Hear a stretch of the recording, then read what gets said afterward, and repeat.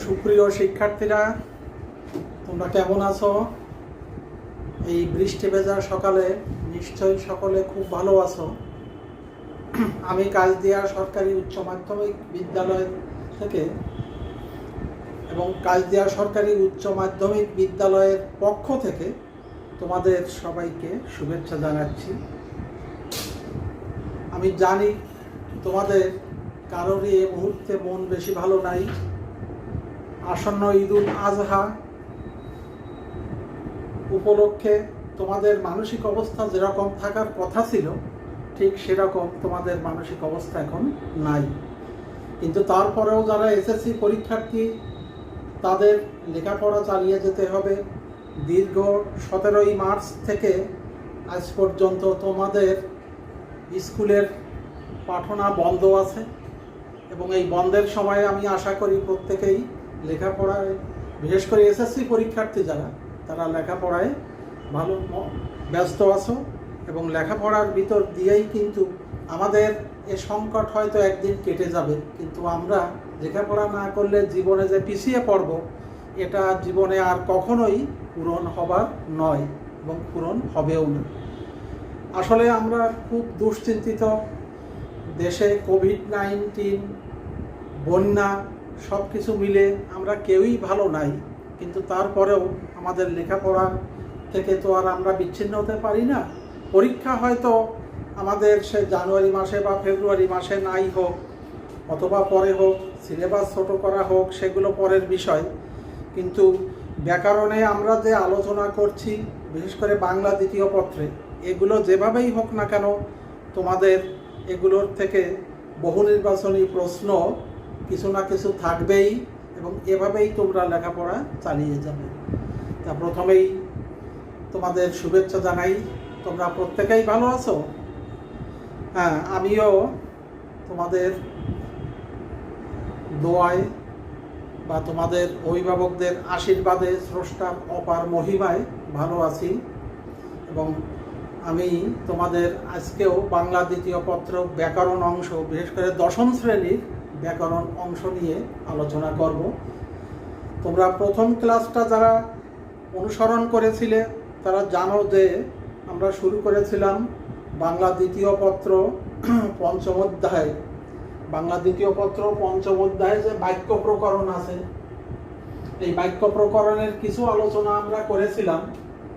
এখন বাক্য প্রকরণে কিছু অংশ আমাদের বাকি আছে। বিশেষ করে যোগ্যতার যে 6টি বৈশিষ্ট্য, যোগ্যতার 6টি বৈশিষ্ট্যের 2টি বৈশিষ্ট্য আমরা আলোচনা করেছিলাম। আর আজকে আমাদের 4টি বৈশিষ্ট্য সম্পর্কে একটু ধারণা দেওয়ার চেষ্টা করব। বাক্য প্রকরণের বাকি যে অংশটা আছে, বাকি অংশ এবং উদ্দেশ্য ও বিধেয়। আচ্ছা, তোমরা বোর্ড বইটা খুলে নাও। বাক্য প্রকরণ প্রথম পরিচ্ছেদেই আছে পৃষ্ঠা নাম্বার 164 ও 165। পৃষ্ঠা 164, 165। তোমাদের আগের দিন বাক্য প্রকরণে কি কি আলোচনা করেছিলাম সবার কি মনে আছে? আচ্ছা, ঠিক আছে। তোমরা যতদূর ক্লাস করেছিলে তোমরা স্মরণে আছে নিশ্চয়ই। আচ্ছা, কেউ কি একটু বলতে পারো যে বাক্যের, একটা সার্থক বাক্যে কয়টি গুণ থাকা চাই? মনে আছে তো সবাই? হ্যাঁ, বলো, একজন বলো। Thank you. বাক্যের 3টি গুণ থাকা চাই: আকাঙ্ক্ষা, আসক্তি, যোগ্যতা, যেটা আমাদের আলোচনা হয়েছিল। 3টি গুণ থাকা চাই। এই যোগ্যতার আবার আরও কয়টি বৈশিষ্ট্য আছে বলেছিলাম? বোর্ড বইয়ের আলোকে 6টি বৈশিষ্ট্য আছে। তার ভিতর আমাদের আলোচনা হয়েছিল রীতিসিদ্ধ অর্থবাচকতা ও দুর্বোধ্যতা, ঠিক আছে? এবং তোমাদের কয়েকটি প্রশ্ন দিয়েছিলাম, বহু নির্বাচনী প্রশ্ন, বাড়ির কাজ। এবং তোমাদের বাড়ির কাজ ছিল উদ্দেশ্য ও বিধেয়টা দেখে রাখা। ব্যাকরণটা আলোচনা হবে, আলোচনার আলোকে প্রশ্ন বাছাই হবে। ব্যাকরণে অন্যান্য বিষয়ের মতো বাড়ির কাজে তোমাদের অত কোনো চাপ থাকবে না। ব্যাকরণে যেটা পড়তে বলা হবে ওইটা তোমরা পড়ে রাখবে, ঠিক আছে? আচ্ছা, তাহলে একটু মনোযোগ দিয়ে তোমরা খাতা কলম নিয়ে বসো এবং আমরা আজকে সেই পুরাতন যে অংশটুকু বাকি রয়ে গেছে, অর্থাৎ যোগ্যতার যে 6টি বৈশিষ্ট্য, তার 2টি বৈশিষ্ট্য আমরা আলোচনা করেছিলাম, রীতিসিদ্ধ অর্থবাচকতা এবং দুর্বোধ্যতা। আজকে আমরা আলোচনা শুরু করব। তোমরা বইটা বাইর করো, 164 পৃষ্ঠা। 164 পৃষ্ঠায় তৃতীয় যে আলোচনাটা শুরু হবে, উপমার ভুল প্রয়োগ। উপমার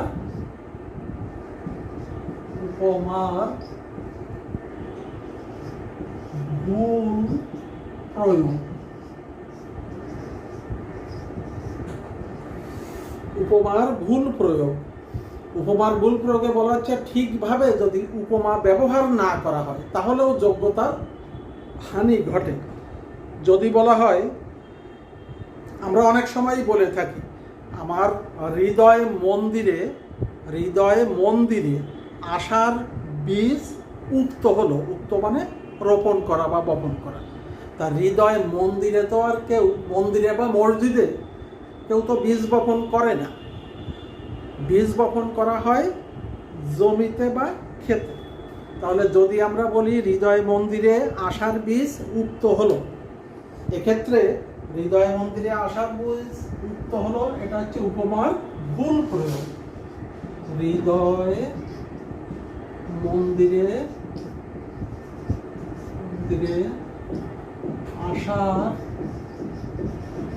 আশার বীজ উক্ত হলো।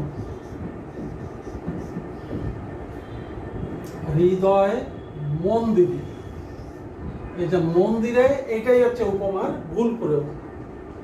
হতে হবে হৃদয় মন্দিরে কখনো আশার বীজ উক্ত হয় না। বীজ উক্ত হবে হচ্ছে কোথায়? হৃদয় ক্ষেত্রে। এটা সঠিক হবে হৃদয় ক্ষেত্রে। এখানে প্রশ্ন হতে পারে কেমন, কোনটিতে উপমার ভুল প্রয়োগ হয়েছে? উপমার ভুল প্রয়োগ হয়েছে প্রথম অপশানে দেওয়া হলো, তুমি আমার সাথে প্রপঞ্চ করেছ।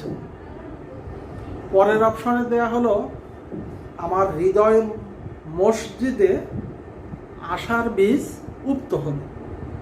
তাহলে আমি যখন বললাম যে হৃদয় মসজিদে, তখনই আমার উপমার ভুল প্রয়োগ হলো। ঠিক আছে শিক্ষার্থী বন্ধুরা? কোনো সমস্যা থাকলে বলবে। সমস্যা নেই তো? নেই। তাহলে হৃদয় মন্দিরে বা মসজিদে কখনো আশার বীজ উক্ত হয় না, হৃদয় ক্ষেত্রে হবে। হৃদয় ক্ষেত্রে আশার বীজ উক্ত হবে, হৃদয় মন্দিরেও না, মসজিদেও না। আচ্ছা, এরপরে তাহলে আমরা 3টে পেলাম। এবার চতুর্থ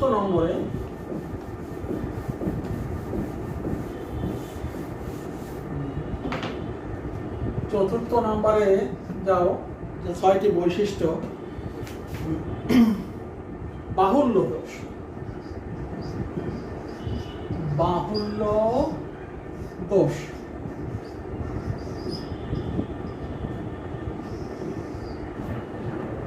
বাহুল্য দোষ প্রয়োজনের অতিরিক্ত শব্দ, যেটুক দরকার তার চেয়ে যদি বেশি ব্যবহার করি, সেটা হচ্ছে প্রয়োজনের অতিরিক্ত।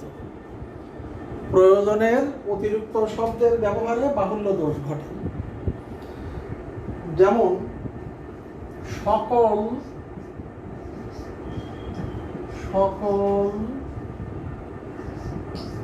শিক্ষক মণ্ডলী।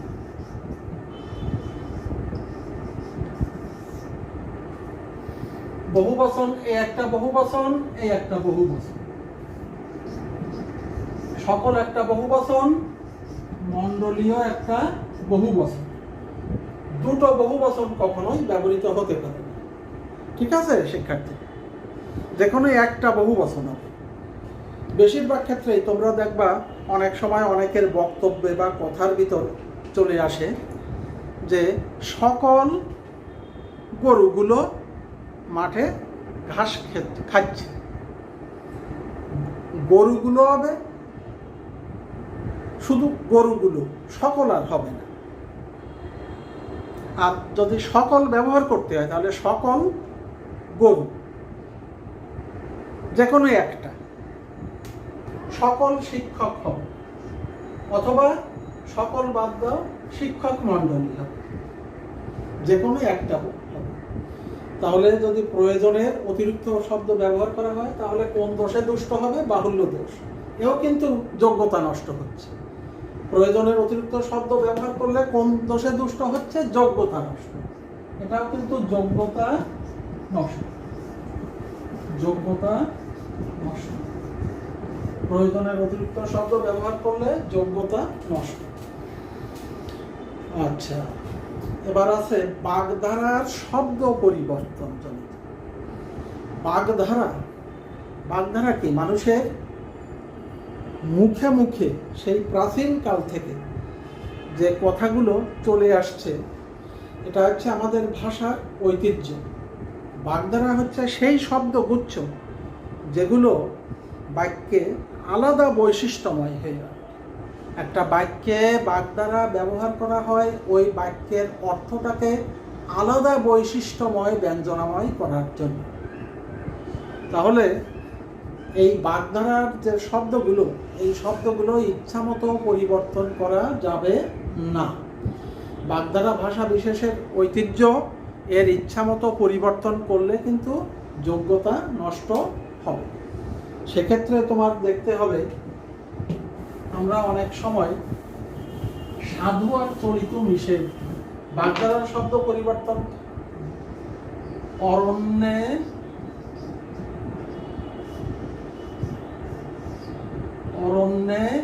রোদন, একটা বাগধারা। অরণ্যে রোদন কি? বাগধারা।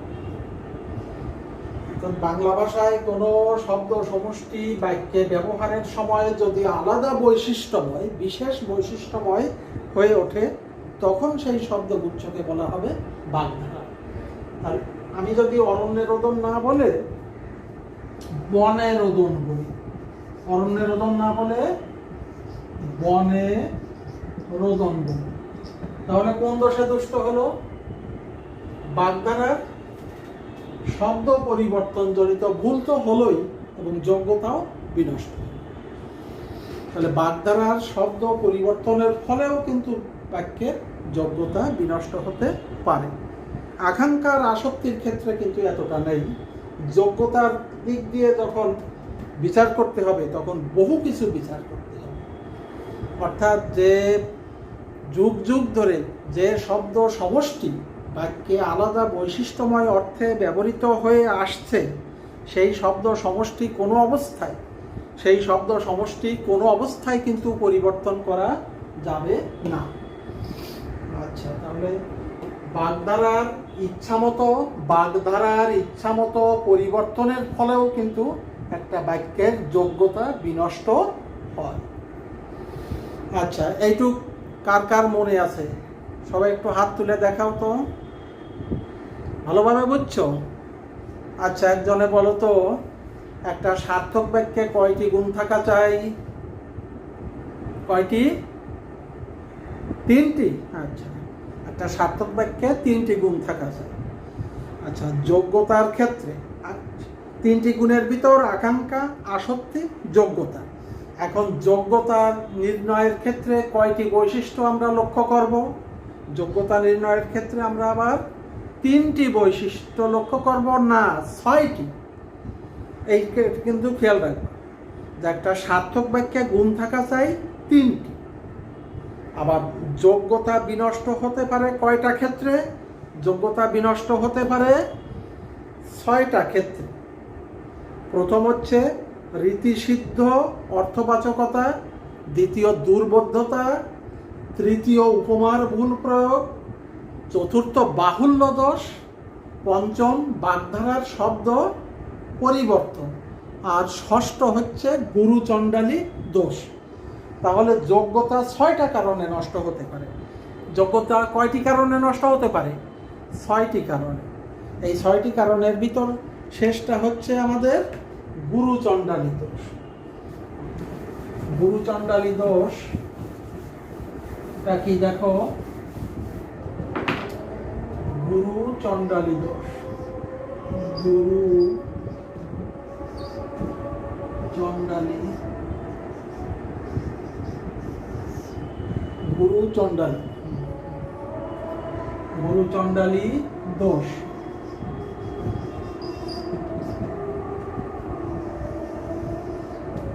তৎসম শব্দের সঙ্গে, তৎসম শব্দের সঙ্গে যদি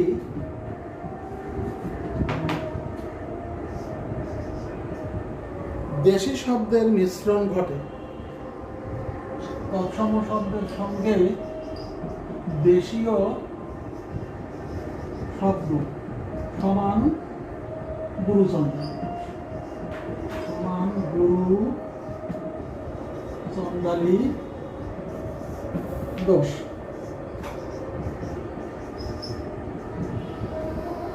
আচ্ছা, যদি যেমন আমাদের সনাতন ধর্মে বিশ্বাসী যারা আমরা, তারা আমরা কেউ মারা গেলে শ্মশানে নিয়ে যে দাহন করা হয় সেটাকে আমরা কি বলি? শবদাহ। শবদাহ। এই সব বানান কি? দন্ত স ব না তালব্য স ব? তালিবাসা না, তালিবাসা না, তালব্য স, তালব্য, তালব্য স, তালব্য স ব, সব দাহ।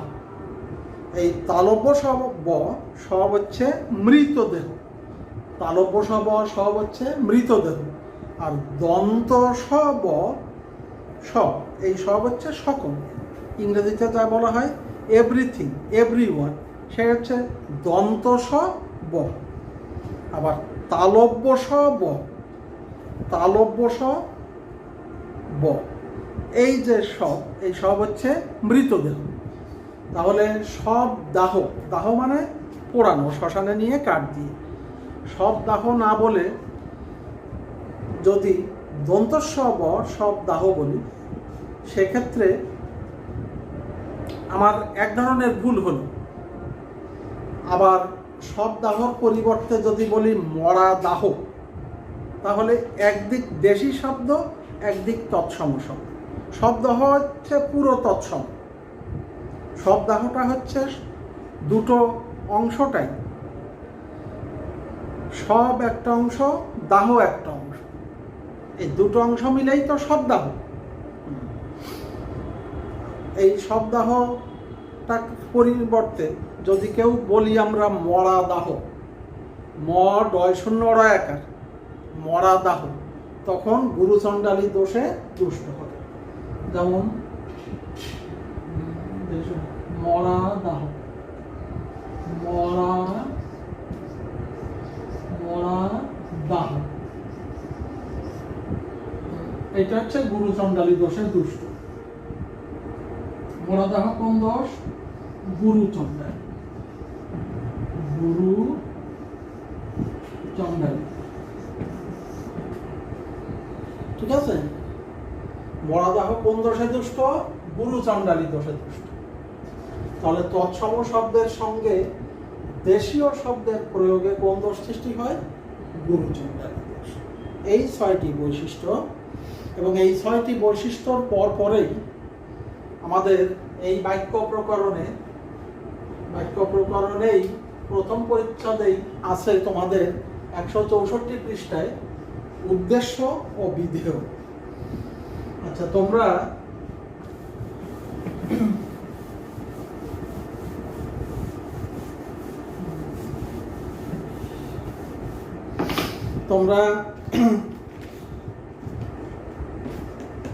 একেবারে প্রথম থেকেই, সম্ভবত ক্লাস 3-4 এই ক্লাস থেকেই তোমরা কিন্তু উদ্দেশ্য ও বিধেয় শুনে আসছো। এই উদ্দেশ্য এবং বিধেয় এটা কি? প্রথম প্রশ্ন হচ্ছে তাই। তাহলে আমি যে একটা কথা বললাম যে আমি তোমাদের এখন ব্যাকরণ পড়াচ্ছি, এক্ষেত্রে উদ্দেশ্য কি? কে কে পারো হাত তোলো। এক্ষেত্রে উদ্দেশ্য আমি, এক্ষেত্রে উদ্দেশ্য আমি, এবং আমি বাদে বাকি যে অংশগুলো আছে এই অংশগুলো বিধেয়। তাহলে প্রতিটা বাক্যের কয়টি অংশ থাকে? প্রতিটা বাক্যের দুইটি অংশ থাকে। প্রতিটা বাক্যের দুইটি অংশ থাকে। কি কি? উদ্দেশ্য, বিধেয়। এখানে উদ্দেশ্য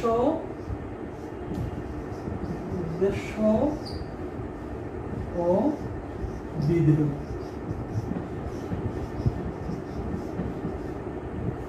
উদ্দেশ্য বিধেয় হচ্ছে কি? উদ্দেশ্য বিধেয় বাক্যের দুটি অংশ। তাহলে যে কোনো বাক্যেই কয়টি অংশ থাকে? দুইটি। কি কি?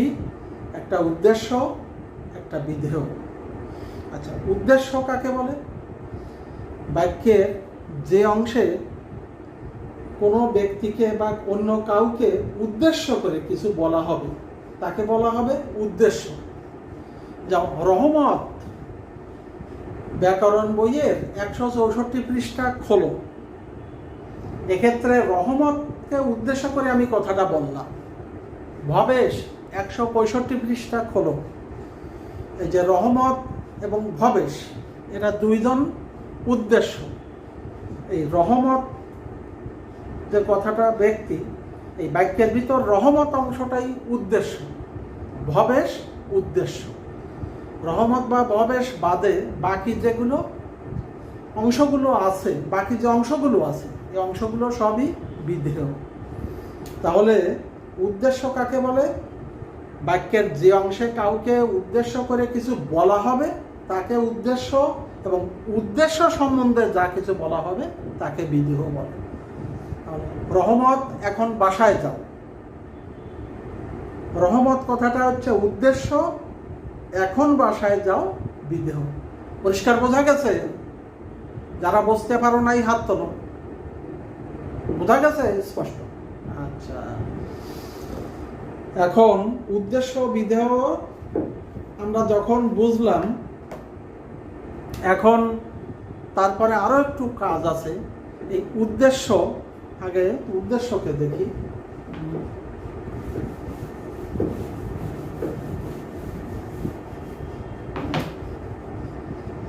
উদ্দেশ্যের সম্প্রসারণ।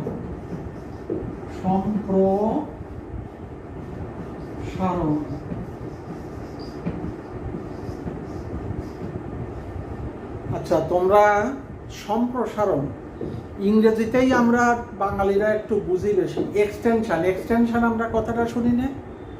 এই এক্সটেনশন, এগ্রিকালচারাল এক্সটেনশন অফিসার, এইটার সঙ্গে আমরা বেশি পরিচিত। এই এক্সটেনশনের অর্থটাই কিন্তু সম্প্রসারণ। তাহলে উদ্দেশ্য, রহমত বই পড়ে, এখানে রহমত উদ্দেশ্য আর বই পড়ে বিধেয়। ঠিক আছে, এটুকু তো আমরা বুঝেছি। এখন যদি বলা হতো পরিশ্রমী রহমত বই পড়ে, খেয়াল করো ভালো করে, রহমত বই পড়ে, রহমত উদ্দেশ্য, বই পড়ে বিধেয়। কিন্তু যদি বলতাম পরিশ্রমী রহমত বই পড়ে, তাহলে রহমতের বাম পাশে, সহজ বাংলায়, রহমতের আগে কিন্তু একটু অংশ আমি জুড়ে দিয়েছি। দেখো, পরিশ্রমী রহমত বা মেধাবী রহমত, এই মেধাবী বা পরিশ্রমী রহমতের পূর্বে বামে বসছে, বাম পাশে, এই অংশটা কিন্তু বৃদ্ধি। এই বৃদ্ধিটা কার বৃদ্ধি? উদ্দেশ্য অংশের না বিধেয় অংশের? উদ্দেশ্য অংশের, তাই না? উদ্দেশ্য তো হচ্ছে আমার রহমত। তাহলে এখানে উদ্দেশ্যের যে বৃদ্ধি, এই বৃদ্ধিটা আবার ঘটতে পারে কত রকম ভাবে? 5 রকম। উদ্দেশ্যের বৃদ্ধি হতে পারে, উদ্দেশ্যের সম্প্রসারণ হতে পারে 5টি উপায়ে। উদ্দেশ্যের সম্প্রসারণ 5টি উপায়ে হতে পারে। উদ্দেশ্যের সম্প্রসারণ হতে পারে কয়টি উপায়ে? 5টি উপায়ে। আচ্ছা, উদ্দেশ্যের সম্প্রসারণ 5টি উপায়ে, বিধেয়ের সম্প্রসারণও 5টি উপায়ে। তাহলে পরিশ্রমী রহমত বই পড়ে। এক্ষেত্রে আমরা জানি যে পদগুলো প্রধানত দুই প্রকার, এটা আমরা জানি আমাদের 9-10 বোর্ড বই আলোকে, সব্যয় আর অব্যয়। আচ্ছা, এ একটা বিষয় গেল, অব্যয় আলাদা থাকে। এখন সব্যয় পদকে আবার 4টি ভাগে ভাগ করা যায়। সব্যয় আবার কি কি? বিশেষ্য, বিশেষণ, সর্বনাম, ক্রিয়া। অব্যয় তো আলাদা থাকে, ঠিক আছে? তাহলে পরিশ্রমী রহমতের পরিশ্রমী হচ্ছে বিশেষণ। পরিশ্রমীটা বিশেষণ কাকে বলে? বিশেষণ হচ্ছে বিশেষ্য পদের দোষ, গুণ, অবস্থা, সংখ্যা প্রকাশ করে। এটা তো তোমরা পূর্বেই জানো। তাহলে কেমন রহমত? অলস রহমত না পরিশ্রমী রহমত? পরিশ্রমী রহমত। তাহলে পরিশ্রমী রহমত, এই পরিশ্রমীটা হচ্ছে বিশেষণ যোগে সম্প্রসারণ। কি যোগে সম্প্রসারণ? বিশেষণ যোগে সম্প্রসারণ। তারপরে আছে সম্বন্ধ পদ যোগে। সম্বন্ধ পদটা কি? সম্বন্ধ পদ হচ্ছে র বিভক্তি যোগে। সম্বন্ধ পদ হচ্ছে র বিভক্তি যোগে। যেমন রহমানের ভাই বাড়ি এসেছে, এখানে বিশেষ্য হচ্ছে রহমান হবে নাকি ভাই রহমান হবে? ভাই হবে। কোনটা হচ্ছে আমার বিশেষ্য?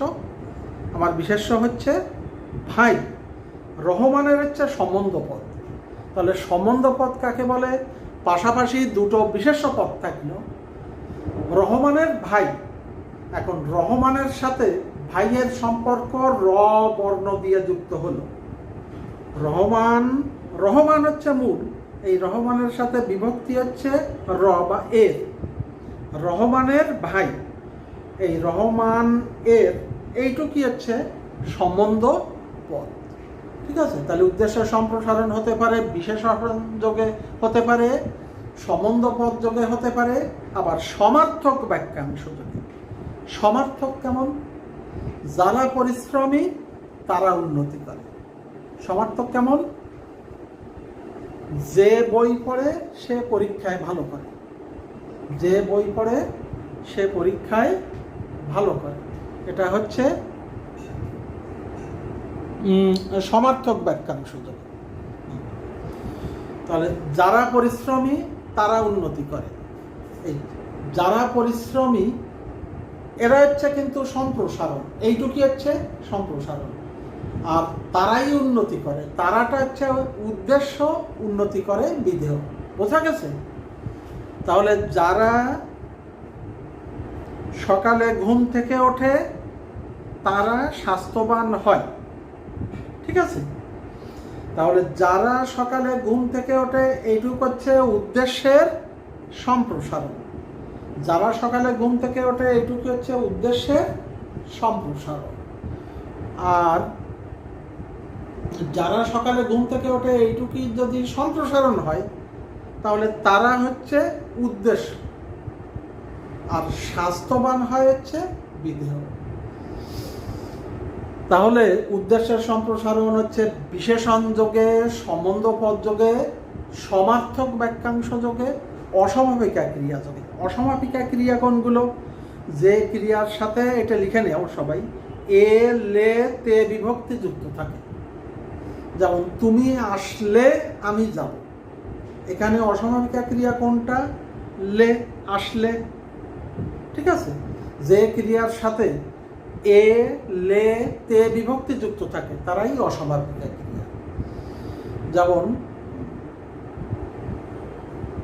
মোসাহেব নিয়ে, মোসাহেব তো তোমরা চেনো যেহেতু ব্যাকরণের ছাত্র, তোমরা ছাত্রছাত্রী। মোসাহেব হচ্ছে চাটুকর, যারা সবসময় তোষামত করে বা কারী, যারা আমরা বলি তোষামতকারী হচ্ছে যারা সত্যই হোক আর মিথ্যাই হোক কোনো লোকের সত্য বা মিথ্যা প্রশংসা করে তার কাছ থেকে নানা উপায়ে উদ্দেশ্য সিদ্ধির আমরা চেষ্টা করে থাকি। সে যে কোনোভাবেই হোক, সত্য হলেও হতে পারে, মিথ্যাও হতে পারে। প্রশংসা করে বা তার গুণগান করে তার কাছ থেকে যদি আমি স্বার্থ উদ্ধার করতে পারি তখন আমি কিন্তু ওই অর্থশালী ব্যক্তির একজন মোসাহেব বলে গণ্য হব। তাহলে মোসাহেব নিয়েই নিয়ে মোসাহেব নিয়ে বড় বড় নেতারা চলাফেরা করেন। তাহলে এই যে মোসাহেব নিয়ে এইটুকু হচ্ছে সম্প্রসারণ, আর বড় বড় সাহেব হচ্ছে উদ্দেশ্য, চলাফেরা করেন বিধিও। ঠিক আছে? সাধারণত দেখা যায় যে উদ্দেশ্যের সম্প্রসারণ সবসময় উদ্দেশ্যের বামে থাকে। উদ্দেশ্যের সম্প্রসারণ কোথায় থাকে? উদ্দেশ্যের বামে। ঠিক আছে? আর একটা হচ্ছে বিশেষণ স্থানীয় বাক্যাংশ যোগে। বিশেষণ স্থানীয় বাক্যাংশ, আগে বিশেষণ বুঝতে হবে। বিশেষ্য পদের দোষ, গুণ, অবস্থা, সংখ্যা যারা প্রকাশ করে সে হচ্ছে বিশেষণ। ওই যে বিখ্যাত ভাগবত পাঠক বা বিখ্যাত শিল্পী আজ অনুষ্ঠানে যোগদান করবেন। বিখ্যাত বয়াতি আজ জারি গান পরিবেশন করবেন। এই যে কথাগুলো বললাম যে বিখ্যাত বয়াতি, তাহলে বিখ্যাতটা হচ্ছে উদ্দেশ্যের সম্প্রসারণ। বিশিষ্ট শিল্পী, এই বিশিষ্টটা হচ্ছে উদ্দেশ্যের সম্প্রসারণ। আচ্ছা, সেই রকম বিশেষণ স্থানীয় বাক্যাংশ যখন হবে তখন ওই উদ্দেশ্য অংশের যে বিশেষ্য থাকবে, উদ্দেশ্য অংশের যে বিশেষ্য থাকবে সেই বিশেষ্যের দোষ, গুণ, অবস্থা এইগুলোকে প্রকাশ করবে। যেমন আমি যদি একটা কথা বলি, যে ছাত্রটির কথা তোমরা বলছো সে আজকে অনুপস্থিত। যে ছাত্রটির কথা তোমরা বলছো এইটুকু হচ্ছে সম্প্রসারণ উদ্দেশ্যে, আর সে হচ্ছে উদ্দেশ্য, দেখো পরে আছে, আজকে অনুপস্থিত বিধেয়। ঠিক আছে? একঘেয়ে অনেক বেশি আলোচনা করলে তো তোমরা ধরতে পারবে না। তাহলে আজকে আমরা কি কি আলোচনা করলাম তোমরা একজন একটু বলো। আজকে আমরা কি কি আলোচনা করছি? আজকে আলোচনা করছি কি প্রথমে কয়টি উদ্দেশ্য, কিসের? যোগ্যতার। আচ্ছা, যোগ্যতার কয়টি বৈশিষ্ট্য বাকি ছিল বলো তো? 3টে না 4টে? 4টি। হ্যাঁ, যোগ্যতার 4টি বৈশিষ্ট্য আমরা নতুন আলোচনা করছি। বলো তো কি কি? উপমার ভুল প্রয়োগ, আরেকজন বলো কি দোষ? বাহুল্য দোষ। আচ্ছা, আরেকজন বলো বাগধারার শব্দ পরিবর্তন। আচ্ছা, আরেকজনে বলো গুরুচণ্ডালী দোষ। তাহলে আমরা যোগ্যতার যে 4টি বৈশিষ্ট্য বাকি ছিল, এই যোগ্যতার 4টি বৈশিষ্ট্য আলোচনা করলাম এবং উদ্দেশ্য এবং বিধেয় সংজ্ঞাটা জানলাম, এবং উদ্দেশ্যের যে সম্প্রসারণ আছে এই উদ্দেশ্যের সম্প্রসারণটা আজকে দেখলাম। এরপরে বিধেয়ের সম্প্রসারণটাও ঠিক একই রকম তোমরা বাসায় দেখবে। এইটাই বাড়ির কাজ। তোমরা স্মরণে রাখবে যে ব্যাকরণে বাড়ির থেকে যেটা দেখে আসবা সেইটাই কিন্তু পরবর্তী ক্লাসে আলোচনা হবে। ঠিক আছে? তো এখন তোমরা কয়েকটা বহু নির্বাচনী প্রশ্ন দিব, এটাও বাড়ির কাজ। এই বহু নির্বাচনী প্রশ্নগুলোর উত্তরগুলো তোমরা চেষ্টা করে নিয়ে আসো। সবাই খাতা কলম প্রস্তুত করো। তোমাদের কয়েকটি বহু নির্বাচনী, যেহেতু প্রত্যেকেই জানো আমাদের বাংলা দ্বিতীয় পত্রে 30টি বহু নির্বাচনী প্রশ্ন থাকবে, সেক্ষেত্রে আমার 30টি প্রশ্নেরই উত্তর দিতে হবে, এর কোনো বিকল্প কিছু নাই। এবং 30টি প্রশ্নের উত্তর দিতে গেলে আমার বোর্ড বইটা সম্পর্কে সুন্দর ধারণা থাকবে।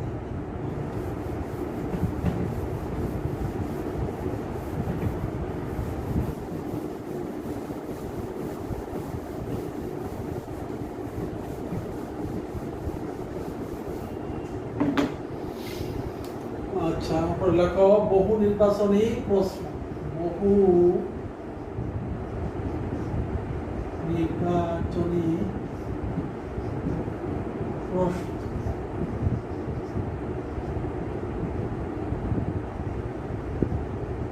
বহু নির্বাচনী প্রশ্ন।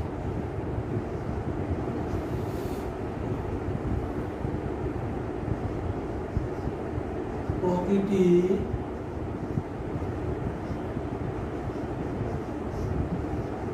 বাক্যের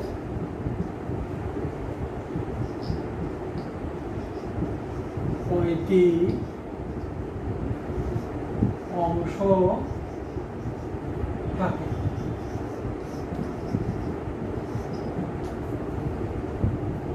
তোমরা সঠিক উত্তরটা লিখে নিয়ে আসবে।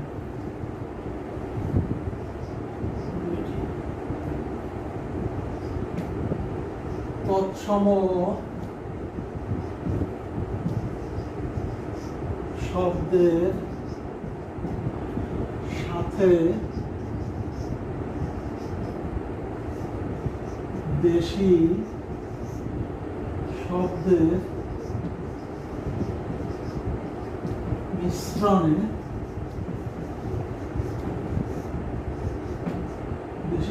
মিশ্রণে কোন দোষ সৃষ্টি হয়?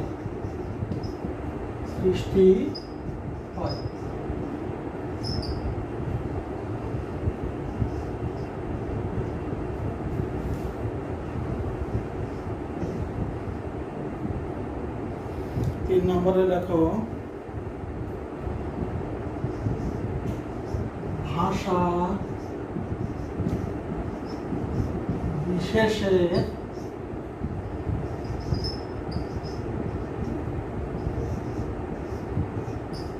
ঐতিহ্য কোনটি?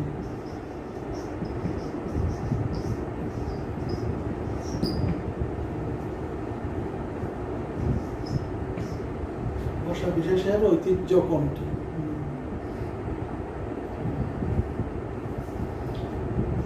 প্রয়োজনের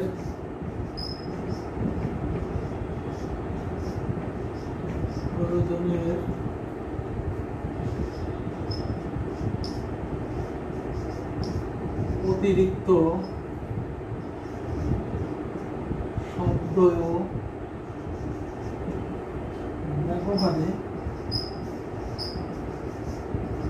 ব্যবহারে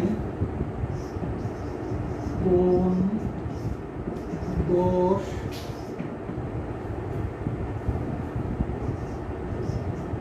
সৃষ্টি হয়?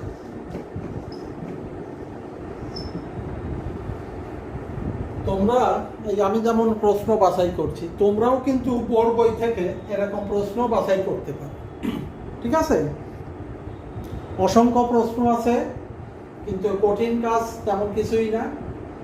যেমন তোমার ভাষা বিশেষের ঐতিহ্য কোনটি? কে কে বুঝেছো আজকের আলোচনায়? হাত তোলো তো। ভাষা বিশেষের ঐতিহ্য কি সন্ধি, না সমাস, না কারক, না বাগধারা? সমাসের পক্ষে যারা আছো হাত তোলো। কেউ নাই?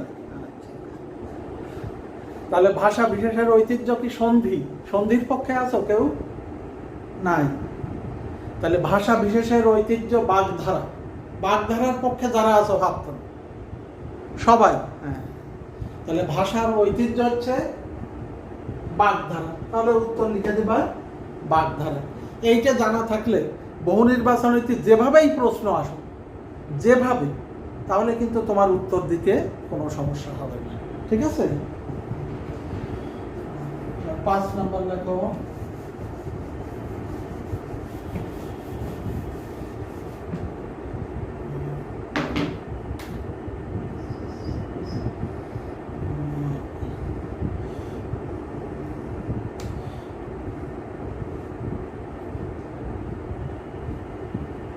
ঠিকভাবে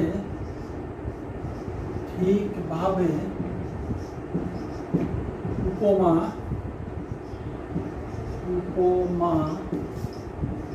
ব্যবহার না করলে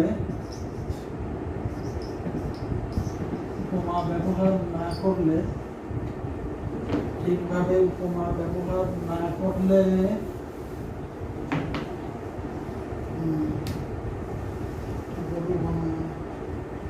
কিসের হানি ঘটে? কিসের হানি ঘটে? কিসের হানি ঘটে? ঠিক আছে? ঠিকভাবে উপমা ব্যবহার না করলে কিসের হানি ঘটে? হানি মানে নষ্ট হয়। কিসের হানি ঘটে মানে কোনটি নষ্ট হয়? তাহলে এই প্রশ্নগুলো উত্তরটাই হচ্ছে তোমাদের বাড়ির কাজ। এবং তাহলে এবার বাড়ির কাজ লেখো, বহু নির্বাচনী লেখো বাড়ির কাজ।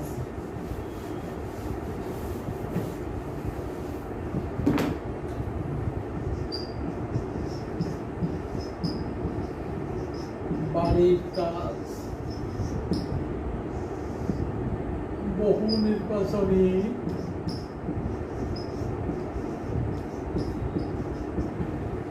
উত্তর লেখা ও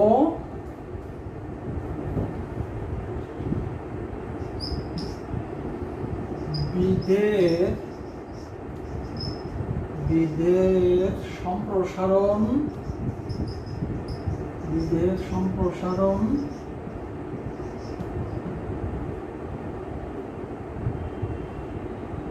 সম্পর্কে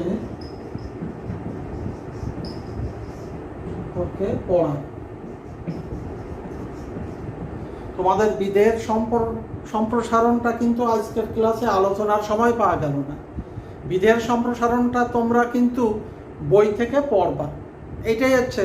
আর আমাদের টোটাল যে 5টা প্রশ্ন দেওয়া হলো, এই 5টা প্রশ্নের উত্তরটা তোমরা লিখবা, এইটাই মূলত বাড়ির কাজ।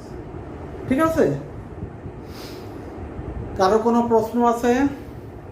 কারো কোনো প্রশ্ন থাকলে বলো। কি বলতে চাচ্ছ যে স্যার বিদের সম্প্রসারণ কি বেশি কিনা? না, ওই উদ্দেশ্যের সম্প্রসারণ যে 5টা, বিধের সম্প্রসারণও 5টা। ঠিক আছে? কিন্তু বিধের বেলায় হয়তো নামগুলো একটু আলাদা হবে। উদ্দেশ্যের সম্প্রসারণে যেমন বিশেষণ যোগে পাচ্ছি, সম্বন্ধ পদ যোগে পাচ্ছি, সমার্থক বাক্যাংশ যোগে, ওখানে পাবানে হয়তো ক্রিয়া বিশেষণ যোগে, বিশেষণীয় বিশেষণ যোগে, কারকাদি যোগে, এরকম পাবানে। ঠিক আছে? কিন্তু এগুলো তো তোমাদের জানা, তোমরা দেখে আসবা, দেখে আসার পরে ক্লাসে আবার আমরা বিস্তারিত আলোচনা করব। আর কোনো প্রশ্ন আছে? আর কোনো প্রশ্ন? তাহলে ঠিক আছে, বাড়ির কাজ বোঝা গেছে। বাড়ির কাজ বহু নির্বাচনী যে প্রশ্নগুলো দেওয়া হলো, এই বহু নির্বাচনী প্রশ্নগুলোর উত্তর লিখে নিয়ে আসবা, আর বিধের সম্প্রসারণ সম্পর্কে পড়বা, যেহেতু উদ্দেশ্যের সম্প্রসারণ আমাদের আলোচনা হয়েছে। তাহলে ঠিক আছে, প্রত্যেকেই স্বাস্থ্যবিধি মেনে অনলাইন ক্লাসগুলো অনুসরণ করে এসএসসি পরীক্ষার্থী বন্ধুরা তোমরা সুন্দরভাবে সৃষ্টিকর্তার অশেষ রহমতে সুস্থ থেকে আগামীতে এসএসসি পরীক্ষার জন্য প্রস্তুত হবে। স্বাস্থ্যবিধি মেনে চলবে, সর্বদা সামাজিক দূরত্বটা বজায় রাখবে, এইভাবেই চলতে হবে। আর স্রষ্টার প্রশংসা, স্রষ্টার গুণগান, পরিষ্কার পরিচ্ছন্নতা এভাবেই চলবে, এই আশাবাদ ব্যক্ত করে পরবর্তী ক্লাসে যোগদানের আহ্বান রেখে আজকের মতো আমি তোমাদের কাছ থেকে বিদায় নিচ্ছি। আজকের মতো পরবর্তী ক্লাসে আবার তোমাদের সঙ্গে কথা হবে। সে পর্যন্ত তোমাদের সুস্থতা কামনা করছি। সবাইকে অশেষ ধন্যবাদ।